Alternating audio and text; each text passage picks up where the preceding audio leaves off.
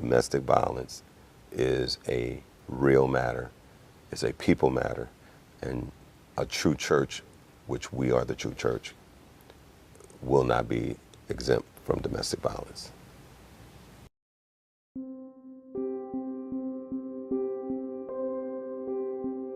I was a victim of domestic violence. I was a victim for 17 years. I'm now a survivor of domestic violence.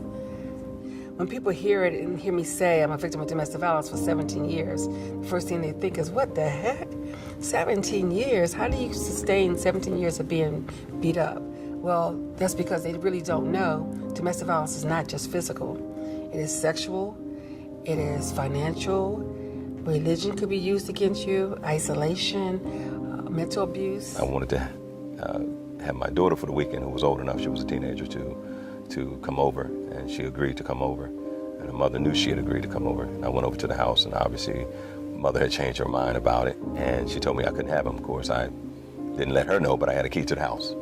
So I took the key to the house and opened the door and asked my children to come on. And as I stepped towards the step, my daughter went by me. My son, who was then about 2 or 3, said he was leaving well. And she said, no, you're not. And when I reached out to get him, she launched to me and began to assault me and attack my throat and started scratching me. Blood ran here and there. And so that probably for me is the most vivid experience of the physical piece that came as a result of what I call the psychological game playing piece. Dating and coming up between the ages of 17 and 18, I started dating a young man by the name of Dwayne. Later on, we went on to get married and have 2 sons. And I did experience domestic violence with him as far as shoving, hitting, name callings. One, I've been a witness to domestic violence in my youth. And secondly, I've also been a victim of domestic violence in my older years. Being young and at that age, it was difficult to understand what was happening. It wasn't always about physical violence, but it was probably more so at my younger ages about the verbal abuse. Of the types of domestic violence, physical abuse is only one form of abuse. Domestic violence can be physical, emotional, psychological, financial, or sexual. So it's important that you understand the different kinds of abuse so that you can identify the problem and get help.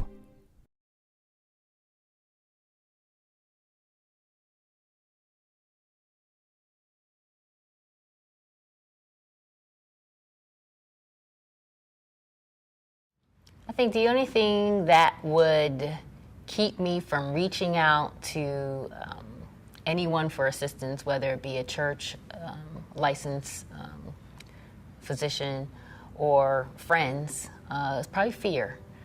Reaching out to the church, I really never came out. I was ashamed. I really never told him everything that was going on in our marriage. I was ashamed to tell him how my husband would beat me or make me have sex with him and the things he would do. I was ashamed. Sometimes when you're going through situations, people tend to judge you. They tend to talk about you. You don't know who you can talk to.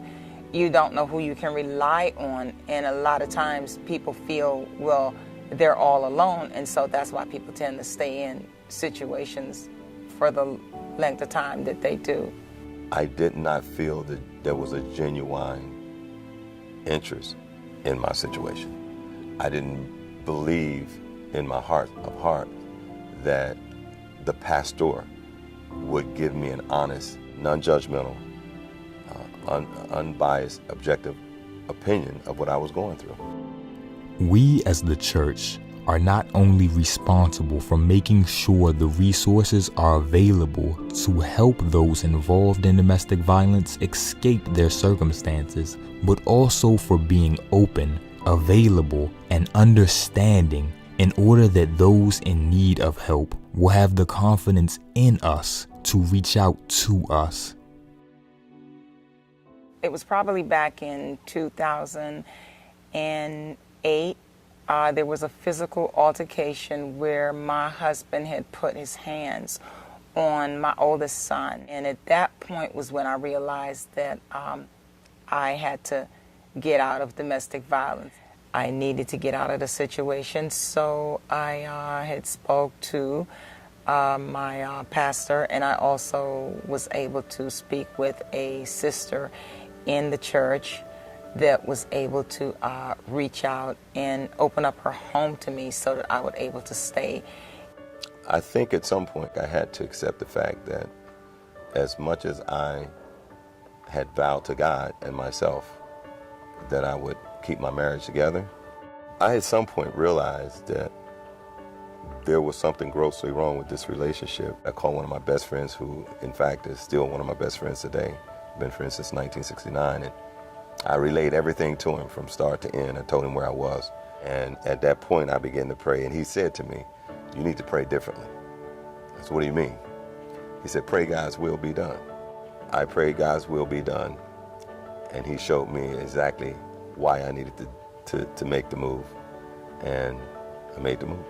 All the 17 years we were together, he never once touched our children. He never once did anything to them to abuse them. It wasn't until March 25th, 2001, he got to arguing with me and shoving me. And my older daughter, she came downstairs with a knife saying, "Daddy, don't hurt mommy. Leave my mommy alone." All he said was, "You got a knife at me?" And he went towards her. I got between her and him. And I said, no, not my children. That was a turning point. It's like a light bulb all of a sudden went boom, lit up, and I realized, what am I doing? What's going on?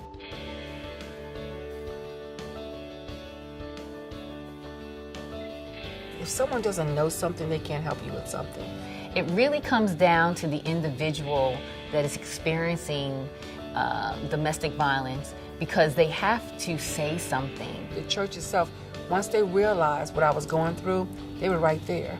They're one of the biggest supporters I have now as far as what I do in my organization. I've since forth started an organization called The Next Step, and now I go out and speak, teach, and educate those about domestic violence. Now that I'm older, mature, and actually in the clergy, I understand the importance of being approachable, being real, transparent, having a heart, a true heart, to hear and be compassionate to what they're going through, no matter what your opinion might be of it.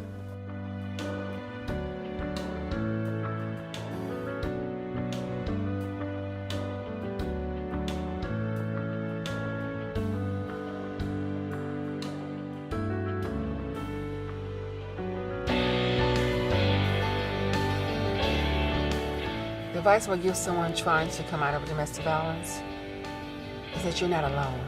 For that person who perceives that they are a victim, once they perceive that they are a victim, it's almost automatic that they must react to it and seek some assistance from somewhere, somehow, some agency. Recognize that you can't do it alone, that you probably need some type of assistance, whether it's just sheer advice or whether it's straight therapy sessions. Counseling is not a cuss word. I want people to know that. Because some people say, "Oh, counseling, she goes to a shrink." No, it's not a cuss. It's where you need to go. Especially if you go through 17 years. I need someone to help me get Linda back. I need someone to help me realize I am somebody.